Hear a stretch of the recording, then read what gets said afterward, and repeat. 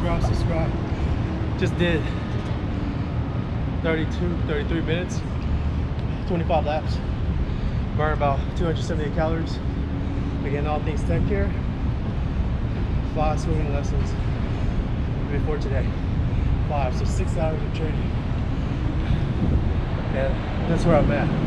35 years old. And now I'm getting out into the water.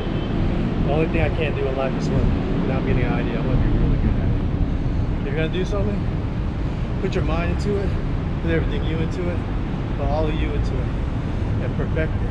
Make it sexy. Make it you. Own it. Don't just do something to blend in with everyone else. If you're gonna achieve something, achieve and make new heights. Not only for you, but set the standards. Trendsetter. If you haven't subscribe All Things Tech. Leave your comment below. Share with me what endeavors you're taking on. Thanks for watching. Catch you later.